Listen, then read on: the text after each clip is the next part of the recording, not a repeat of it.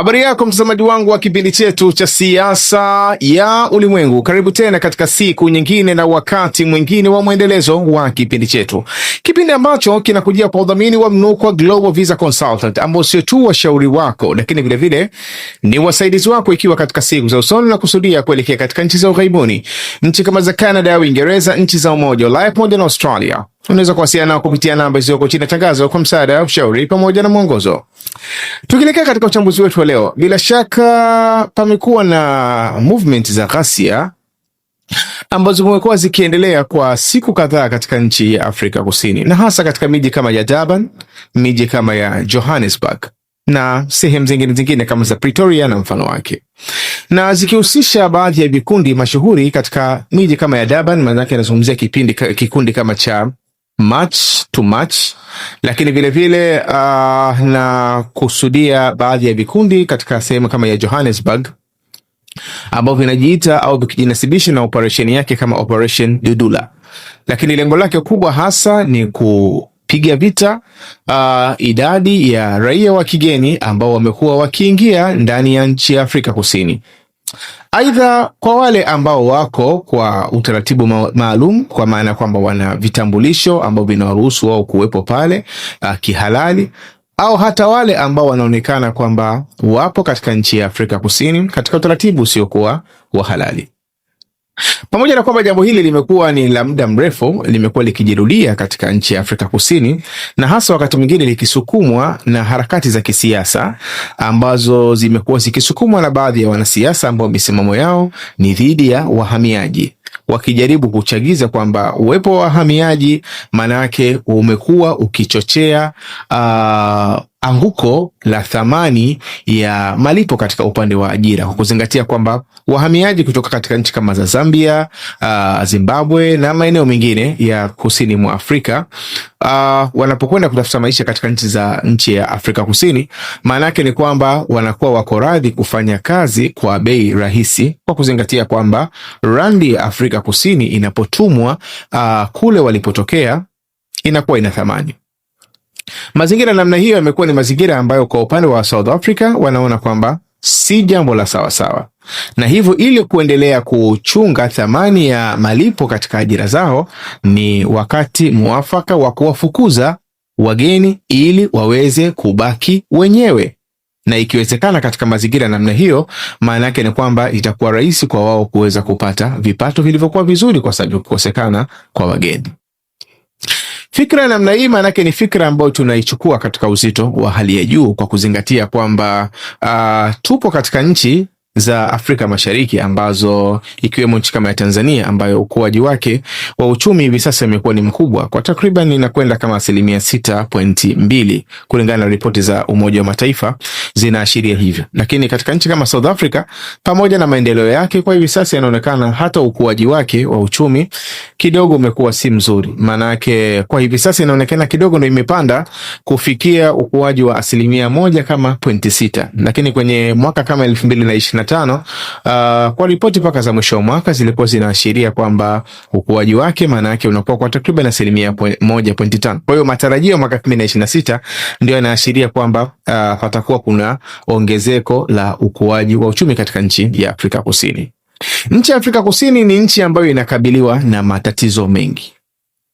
Kwanza, matatizo ya kiuchumi, kwa sababu tatizo la watu kukosa ajira ndani ya nchi ya Afrika Kusini, maana yake kwa ripoti za Umoja wa Mataifa zinaashiria, au zile idara za kiuchumi za Umoja wa Mataifa kama IMF au World Bank zinaashiria kwamba walau uchumi wa nchi ya Afrika Kusini ukiwa unakuwa wa 5% inaweza ikasaidia kuondoa tatizo lililopo, lakini mpaka hivi sasa uchumi wake, ukuaji wake ni wa takriban 1.6, ambayo maana yake utofauti na kiwango ambacho kinatakiwa kuondoa tatizo la ajira, maana yake ni takriban 3.4. Hilo ni jambo la kwanza.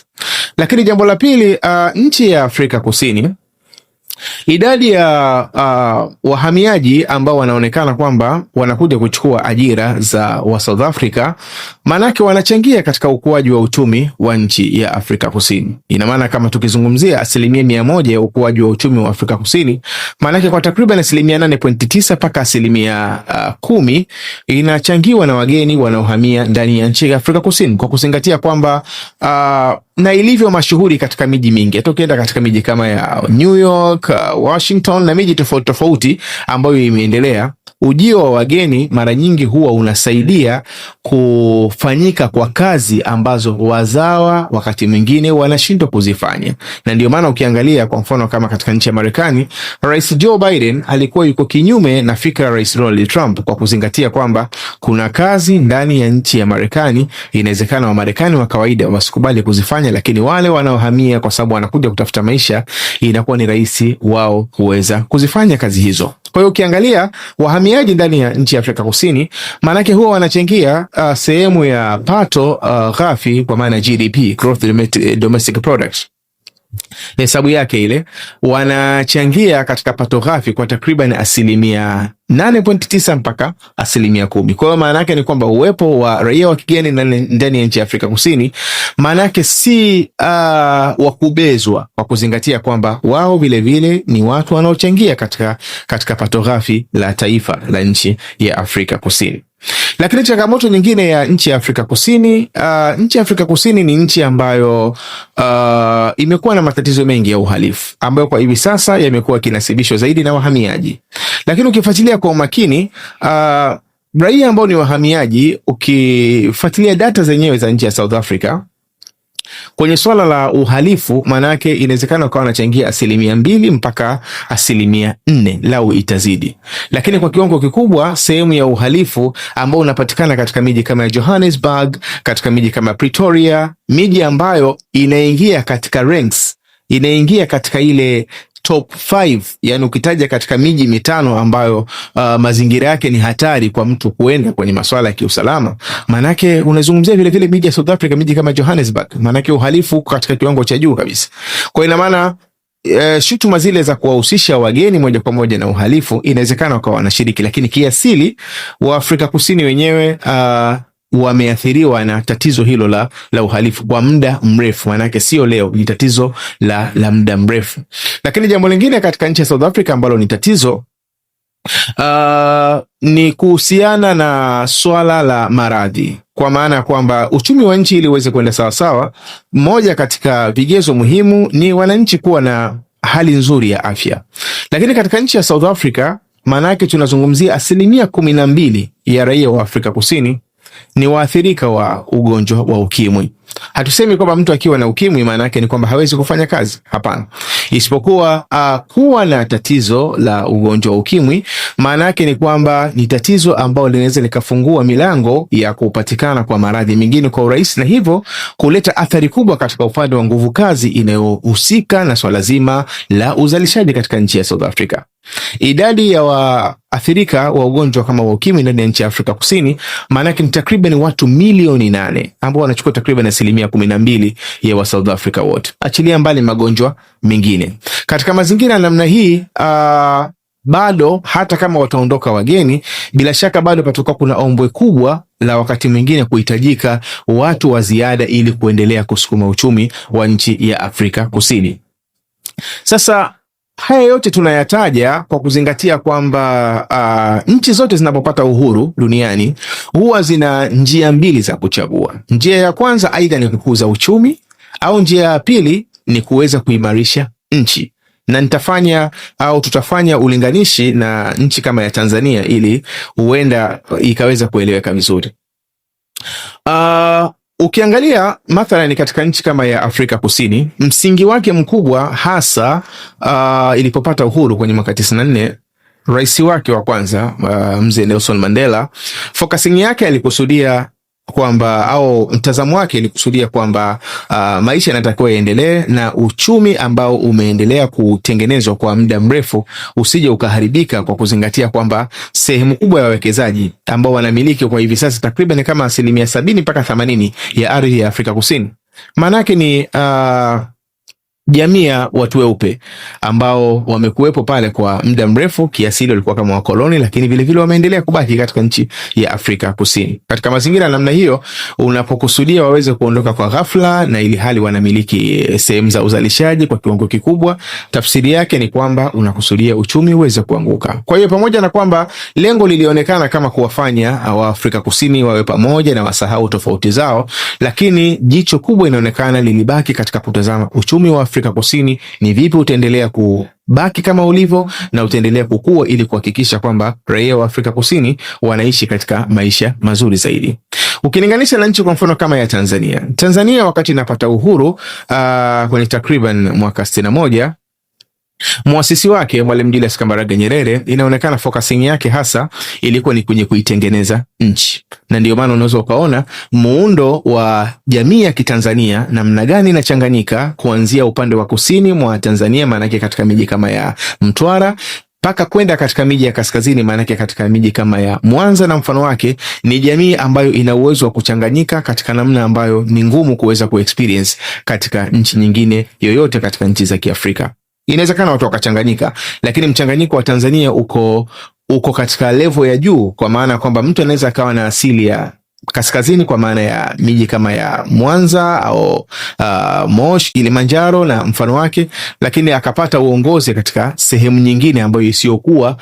asili yake ya moja kwa moja, kwa maana ile miji anayotokea. Hii ni mixture ambayo wakati mwingine inakuwa ni ngumu kuweza kuiexperience sehemu nyingine. Sasa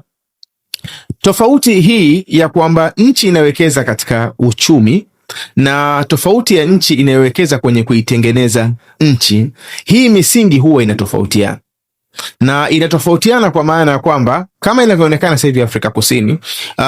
wana matatizo kama hayo ya usalama na mfano, kwa sababu msingi wa utengenezaji wa nchi ya Afrika Kusini ulijengwa zaidi au uliwekezwa zaidi katika uchumi na sio kuijenga nchi kwa maana ya ile nidhamu ya kinchi ya moja kwa moja. Ukilinganisha na nchi kama ya Tanzania, muundo wake maana yake ulijengwa zaidi katika kuitengeneza nchi kabla ya kukusudia kutengeneza uchumi ambao uko imara. Na ndio maana unaweza ukaona kwamba kwa muda mrefu jamii ile ya Kitanzania, ile uwezo wako kuinteract au kuingiliana umekuwa ni mzuri zaidi na umekuwa uko imara zaidi ukilinganisha na nchi ambazo zimekuwa zina uchumi mzuri kama hiyo South Africa, lakini vile vile katika nchi za Afrika Mashariki, maana yake nchi kama za Kenya na mfano wake, unaweza kuona zile jamii ziko tofauti, kwa sababu hata Kenya wenyewe kinachoonekana ni kwamba focusing yao kubwa ilikuwa ni kwenye kutengeneza uchumi, na ndio maana mpaka sasa hivi wamekuwa wanahesabika kama ni nchi ambazo zimekuwa zikifanya vizuri katika uchumi. Lakini kitu kingine ambacho tunakiona katika nchi ya Afrika Kusini ni kwamba vizazi vimekuwa vikibadilika kutoka kizazi kimoja kwenda kizazi kingine. Kizazi ambacho kilipigania uhuru kwenye miaka ya 80 mpaka kwenye miaka ya 90, maana yake ni kwamba ni kama kizazi ambacho kinaondoka hivi sasa na kimefuatiwa na kizazi ambacho aidha kimeshuhudia harakati zile za uhuru, lakini mwisho wa siku ni kwamba kinaendelea kuathiriwa na mazingira yaliyoko hivi sasa. Na ndio maana mitazamo yao inawezekana ikawa iko tofauti, pamoja na kwamba uhuru wa nchi ya Afrika Kusini ni uhuru ambao ulichangiwa na nchi mbalimbali Afrika, ikiwemo hata nchi ya Tanzania. Maanake kuna harakati nyingi ambazo zilifanyika za kuweza kuwasupport wapigania uhuru wa nchi ya Afrika Kusini. Na ndio maana kinachoonekana sasa hivi wanaona kwamba hivi sasa wapo katika mazingira ambayo wenyewe wanatakiwa wapiganie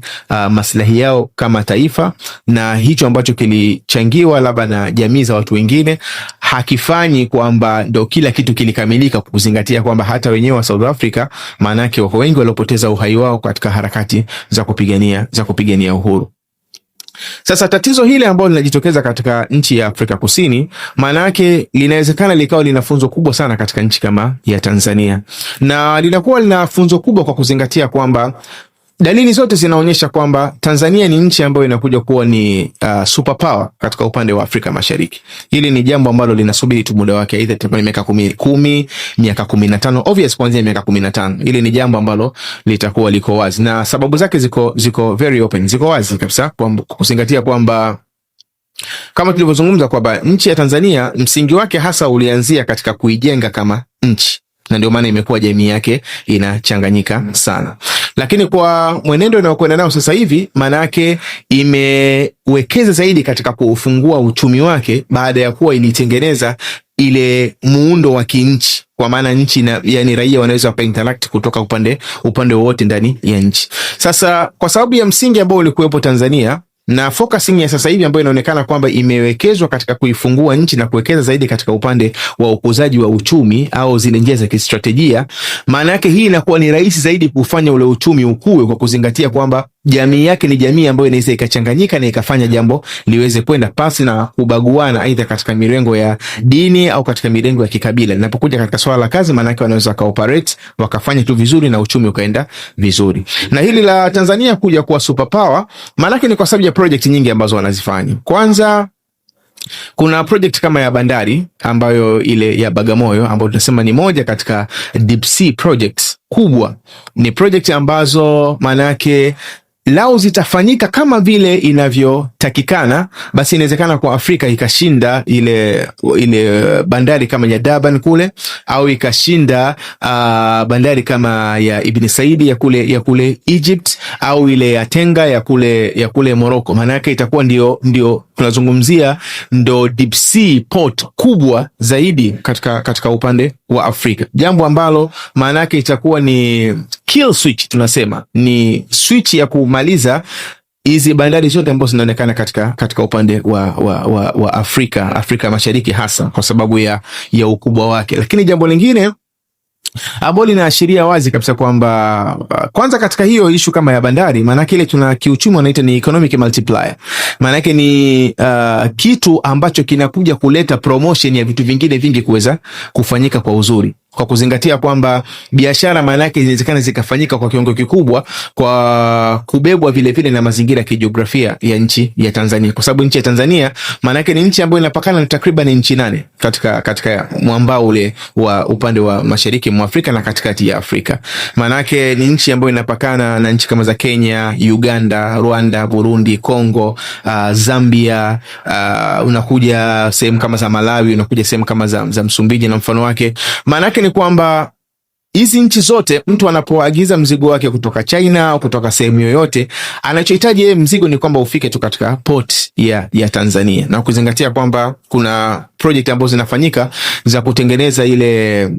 reli zile za mwendo kasi au ile treni ya umeme. Na kama sasa hivi inaonekana wamefika pale Makotopora na wameanza kusogea kuelekea katika upande wa kaskazini, maana yake katika mikoa kama ya Mwanza wameenda takriban 20%, na katika sehemu kama ya upande wa Kigoma, upande wa magharibi, maana yake wamekwenda takriban 15%, which means kwamba wanapokwenda kukamilisha hiyo, hizi nchi za upande wa kaskazini, manake katika nchi kama za Uganda, lakini vile vile katika upande wa magharibi katika nchi kama za Rwanda, Burundi, kuelekea katika upande wa Kongo, lakini vile vile kuna reli hiyo inaonekana kwamba katika upande wa kusini kutokea katika upande nafikiri wa Ruvuma imekuwa pia ipo katika plani ya kuweza kufanyiwa yani ile utengenezaji na mfano wake. Kwa hiyo ni jambo ambalo linaashiria wazi kabisa kwamba katika zile nchi zote ambazo zinazunguka eneo la Afrika katika mipaka ya Tanzania, watakachokuwa wanahitaji baadaye ni mzigo wao uweze kufika Tanzania, na kisha wao watausubiri katika boda yao, kwa sababu hawahitaji boda ya pili. Kwa hiyo ina maana automatically moja kwa moja Tanzania itakuja kuwa na room nzuri ya kuweza kufanya biashara na nchi ambazo zinaizunguka Tanzania kuliko nchi kama ya Kenya, ambao ni tunasema ni natural competitor au ni mshindani wa asili wa Tanzania, kwa kuzingatia kwamba nchi ya Kenya vivyo na bandari ya Mombasa. Lakini sasa shida ni kwamba boda za Kenya ukilinganisha na maeneo ya uhitaji wa Afrika Mashariki na Kati, ni lazima unahitaji boda ya pili wakati wa kusafirishaji wa mzigo wako kutoka katika bandari kama ya Mombasa. Kwa hiyo katika mazingira namna hiyo unaona kabisa kwamba katika biashara hata ya bandari ikifanyika kama vile ilivyokusudiwa kufanyika na usimamiaji ukawa vile unavyotakikana kufanyika, aidha waki outsource wakazipa zile kampuni ambazo zina watu ambao wako well trained professional, ni wataalamu wa usimamiaji mzuri, au wao wenyewe wakaweza train watu wao kuwa na usimamiaji mzuri, manake bila shaka patakuwa hakuna namna ya kuweza kushindana na katika section kama hizo. Lakini jambo la pili ambalo linaashiria wazi kabisa kwamba ni nchi ambayo inakuja kuwa superpower Maanake ni katika upande kama wa sera zake katika upande wa ardhi. Maanake nchi nyingi zimekuwa zinaathiriwa, au ukiangalia katika nchi kama hiyo South Africa yenyewe unaweza kuona kwamba asilimia kama 80 ya South Africa au asilimia 70 ya ardhi yake inamilikiwa na sio wazawa kabisa, yani kwa maana kwamba sio wale raia wa asili wale wa Afrika ambao sasa hivi wamekuwa wakipambana kuwapiga vita jamii ya Afrika wengine wanaotoka katika mipaka ya nje ya South Africa. Kiasi kikubwa inamilikiwa na wale wa jamii ya wazungu, Boers, ndio wanamiliki ile sehemu za ardhi pale Afrika Kusini. Lakini vile vile hata ukiangalia katika sehemu kama za nchi kama za Kenya na mfano wake, of course raia wa kawaida wanamiliki ardhi, lakini ukiangalia ile mashamba makubwa ambayo yanahusika katika uzalishaji na mfano wake, mengi ni mashamba ambayo aidha yanamilikiwa na makampuni ya kigeni au raia wa nje na mfano wake. Lakini ukija katika sera kama ya Tanzania ya umiliki wa ardhi, ardhi inabaki ni mali ya serikali. Katika mazingira namna hiyo, maana yake unapozungumzia ukuaji wa uchumi wa Tanzania katika upande wa kilimo, maana yake unasibisha moja kwa moja na raia kwa maana ya Watanzania wenyewe, jambo ambalo maana yake unapozungumzia katika swala la uchumi katika kadri muda unavyozidi kwenda, na ukizingatia sasa hivi kwa namsikiza Profesa Kitila Mkumbo siku za nyuma akieleza kwamba wana department ambayo wameitengeneza kwamba Tanzania anapokuwa na heka nyingi tuseme 100 na mfano wake, siteza nafikiri wanaita, kwamba mtu anaweza akaenda akapeleka taarifa za ardhi yake na kisha akatafutiwa mwekezaji kwenda kuwekeza katika sehemu husika. Maanake hizi ndio teknika ambazo China walizitumia, kwamba Wachina walikuwa wanafahamu kwamba raia wao wengine wako vijijini na mfano wake na wana uwezo wa kulima katika mazingira namna hiyo. Walichokuwa nakifanya wao ni kuweza aidha kuwatafutia wawekezaji katika zile project au wenyewe kuwekeza, na kisha serikali kupeleka zile pembejeo, kupeleka vifaa na mfano wake, jambo ambalo baadaye lilikuja kuinua uchumi wa raia wa China kwa kiwango kikubwa, kiasi ambacho wakati mwingine ukifuatilia vile vijiji vya China unakuta kuna mtu anaweza akakaa kijijini kwa miaka 50 hajawahi kutoka kijijini, lakini ana huduma zote anazozihitaji. Kwa hiyo kwa sera kama ya Tanzania katika upande wa ardhi, vile vile ni sera ambayo inasaidia kwa upande mmoja au mwingine kuwafanya au kutoa indication ya wazi kabisa kwamba katika siku za usoni, maana yake mazingira ya Tanzania yanaruhusu kuja kuwa ni leading country, kuja kuwa ni nchi ambayo inaongoza especially katika mwambao wa Afrika Mashariki, kwa kuzingatia kwamba inapoonekana kwamba uchumi wa Tanzania umeinuka labda kupitia kilimo, ni moja kwa moja move hiyo inakuwa inawaathiri wananchi wa kawaida, tofauti na katika baadhi ya nchi zingine ambazo zile ardhi sehemu kubwa za uzalishaji, yale mashamba makubwa na mfano wake yanamilikiwa zaidi na viwanda au mashirika ambayo moja kwa moja wakati mwingine yanakuwa sio mashirika ya wazao, yani hawa wa Afrika wale wa kawaida na sio jamii kama ya wazungu. Lakini jambo lingine ambalo linaashiria wazi kabisa kwamba Tanzania katika wakati ujao kwa namna yote itakuja kuwa ni superpower ni katika project kama ile ambayo tulai kuzungumza siku za nyuma, project ya gesi ambayo inafanyika kule Lindi, ambayo inagharimu takriban dola bilioni 42, ambayo tunasema ni single largest project, ni project kubwa zaidi kuweza kufanyika katika nchi ya Tanzania, ambayo inagharimu pesa nyingi kwa wakati mmoja. Yani miongoni mwa project kubwa zaidi kufanyika ni project ile ya gesi ya Lindi. Na hii project ni muhimu, yani ni moja katika project muhimu, na tuliwahi kukariri hivyo kwa kuzingatia mwenendo wa dunia jinsi ulivyo, kwamba dunia ya hivi sasa inavyokwenda, tunaelekea katika ushindani wa zile tunasema nishati, yani gesi, mafuta, kwa kuzingatia nchi kama Marekani inafahamu wazi kwamba kumiliki sehemu ya nishati ya dunia ndio unaweza ukamiliki watu wote, kwa sababu kila mmoja anahitaji nishati ili aweze kufanya uzalishaji. Katika mazingira namna hiyo, maana yake project ambayo inakusudiwa kufanyika kule Lindi kishirikisha nchi kama ya Marekani pamoja na nchi ya Tanzania, lao itafanyika vile inavyotakikana kufanyika, aidha watafanya ile tunasema ni ile unafanyia baharini, kwa maana kwamba ni unavuna gesi baharini moja kwa moja, au inavunwa na kisha inaletwa katika upande wa nchi kavu, vyovyote atakavyokuwa. Lakini mwisho wa siku ni kwamba ni project ambayo bila shaka kama itafanyika effectively inawezekana ikawa na uzalishi mzuri katika upande wa uchumi wa Tanzania. Sasa project kama hizi, hiyo ya bandari, ukija sheria zao za ardhi, ukija katika upande wa gesi, achilia mbali katika upande wa madini na mfano wake, au lile eneo la kijiografia la Tanzania, ukijumlisha na idadi ya Watanzania, kwamba Tanzania manake idadi yake inakuwa kwa spidi kubwa kiasi ambacho sasa hivi wakati baadhi ya information au baadhi ya data zinaashiria kwamba inawezekana wakawa wanafika Watanzania takriban milioni 70 mpaka milioni 73, na ukizingatia kwamba 60% ya hao watu wote ni vijana, maana yake unakuta labda age zao miaka 25, miaka 18 mpaka miaka 25, ikizidi miaka 30. Katika rate ya namna hiyo, maana yake unakuwa na nguvu kazi ambayo inaweza ikafanya kazi kwa muda mrefu zaidi, kwanza kwa idadi kubwa ya watu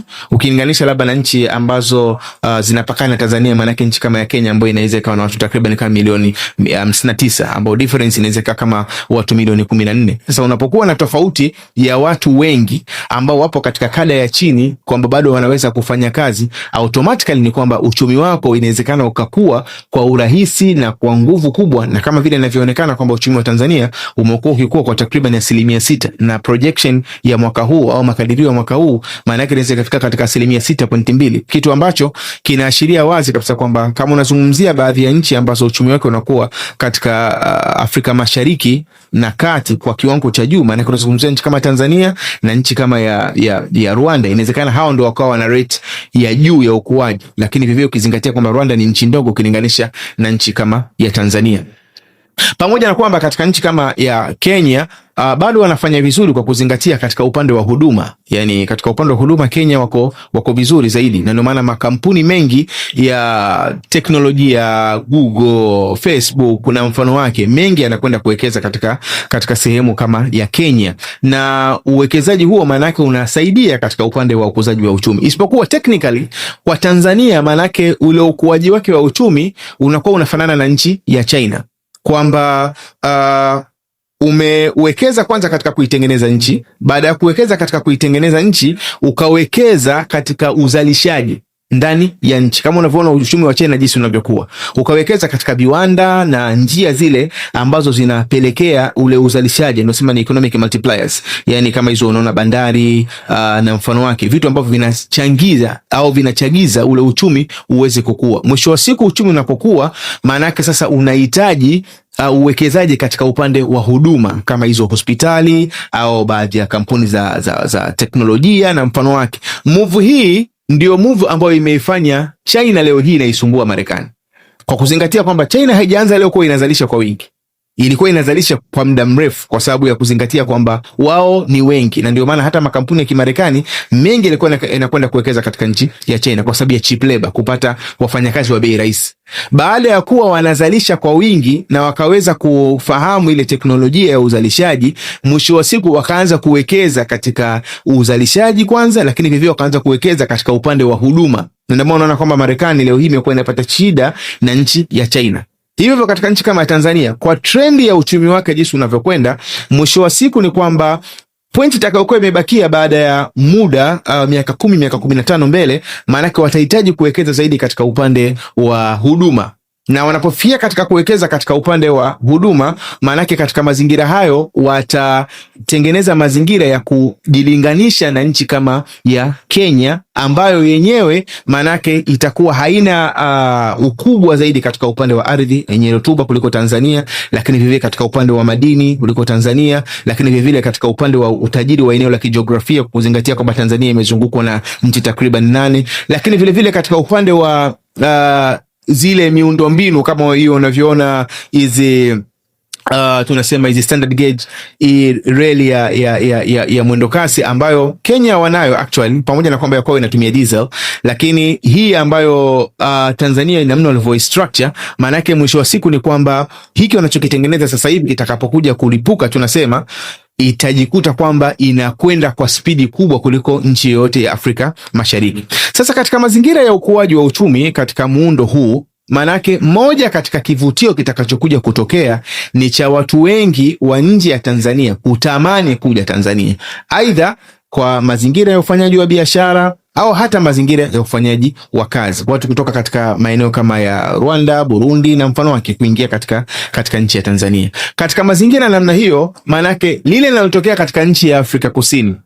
lao halitoangaliwa kwa umakini, linaweza vilevile likajitokeza katika nchi kama ya Tanzania, kwa maana ya kwamba inawezekana ikafikia hatua tukawa pakaingia watu wengi ambao wanahitaji kuja kufanya kazi katika mazingira kama ya Tanzania, na katika mazingira namna hiyo, lao ile fikra ikiwa haijakaa sawa sawa, maana yake mwisho wa siku inawezekana zikazalishwa claim kama zinatokea katika nchi ya Afrika Kusini, ya kwamba baadhi ya raia wanakuja kuchukua kazi zetu. Na hasa katika upande kama wa Tanzania, inawezekana zisiwe hizi kazi za kawaida, lakini ninazungumzia zile professional works, zile kazi za kitaalamu, kwa maana kwamba makampuni yanaweza akaja kuwekeza Tanzania. Kama sheria itakuwa haiwabani wale wawekezaji kwamba ni level hii na level hii ndio inaruhusiwa raia wa kigeni kufanya kazi, lakini level zingine, manake kama Watanzania wapo wanatakiwa waruhusiwe, wachaguliwe wenyewe ndio wafanye kazi, automatically mwisho wa siku inaweza kutengeneza tena tatizo kama lililoko katika nchi ya Afrika Kusini, kwa sababu tatizo la Afrika Kusini ni kwamba uchumi wao ni uko vizuri kwa muda mrefu, uchumi wao uko vizuri. Kwa hivyo watu wengi wanakimbilia kwenda kufanya kazi kwa lengo la kulinda maslahi, pamoja na kwamba inawezekana ile level ya taaluma ya wa South Africa ikawa ni kubwa kuliko wale raia wanaoingia, na ndio maana kazi zinazofanyika zinakuwa ni kazi za level ya chini. Lakini katika nchi kama Tanzania, inawezekana raia wengi watakao kusudia labda kuja katika nchi kama Tanzania au uwekezaji kufanyika katika nchi kama Tanzania, inawezekana ukasupport raia wengi kutoka nje ya nchi ambao wapo katika professional level, wapo katika level ya utaalamu, katika mazingira ambayo lao zile sheria na taratibu zake zitakuwa hazijakaa katika mwenendo wa kutazamia matokeo ya usoni. Maana yake mwisho wa siku inaweza kapelekea tatizo kama linatokea katika nchi ya South Africa, tatizo la malalamiko ya mara kwa mara kwa raia kwamba wanakosa nafasi za ajira na ajira wanapewa wageni, na hiyo yote maana yake inatokana na ukuaji wa uchumi, kwamba uchumi unapokuwa automatically lazima iwe ni kivutio cha watu kukimbilia katika sehemu husika. Sasa kiuhalisia ni kwamba mwenendo wa nchi ya South Africa ambao wanakwenda nao, bila shaka natija yake ni ndogo, na mwisho wa siku jambo hili linaweza ikawa lina madhara makubwa kwa nchi ya South Africa yenyewe kuliko vile inavyotegemewa, kwa sababu wa South Africa wengi wala hawamiliki uchumi. Uchumi wa South Africa unamilikiwa zaidi na makaburu, zaidi raia wale wa kizungu ndio wanamiliki sehemu kubwa ya uchumi wa Afrika Kusini, na ndio maana wakati mwingine wenyewe wanazungumza haijalishi nani atakayetawala, lakini mwisho wa siku ni kwamba sisi ndio tunaomiliki uchumi wa Afrika Kusini. Hilo ndio jambo ambalo makaburu mara nyingi wanalizungumza. Kwa hiyo ndio maana unakuta kwamba raia wale wa South Africa mazingira yao ya ukuaji wa uchumi wao yanavutia watu kuingia, lakini kulingana na siasa za nchi ya Afrika Kusini, wao wanahisi kwamba kupambana na wale wanaoingia manake ndio kunusuru hali yao ya uchumi. Lakini mwisho wa siku ni kwamba kwa mazingira jinsi yalivyo, wao wenyewe sio wanaomiliki uchumi. Uchumi unamilikiwa na wazungu, na wale wazungu manake wanapokutana na raia wa kigeni ambaye anakubali, hana vitambulisho, hana chochote, anakubali kuchukua pesa ya kawaida ili aweze kufanya kazi kusustain maisha yake, automatically atampendelea yule raia ambaye ni wa kigeni, kwa kuzingatia kwamba hatakuwa na madai mengi, kwanza hana dokumenti, hana chochote, na anaweza akafanya kazi ikaenda sawa sawa. Kwa hiyo msingi mkubwa wa challenge ya Afrika Kusini, hasa katika kile ambacho tumekiona, kwanza ni asili ya muundo wake, kwamba ni nchi ambayo iliundwa zaidi katika kutengeneza uchumi kuliko kutengeneza nchi, kulinganisha na nchi nyingine kama Tanzania ambayo inawezekana kwa wengi tukawa tuna experience nayo. Lakini kwa ujumla ni jambo ambalo bado tunalifuatilia kwa hakika, ili kuweza kuona kwamba huenda katika muda ujao tukapata taswira iliyokuwa bora zaidi ya hii ambayo tumekuletea. Jina langu ni Maulid Ali Mnukwa, ni kuombe uendelee kufuatilia vipindi vyetu, na ni kuombe usahau kusubscribe, kulike, kushare pamoja na kucomment. Uwe na muda mwema.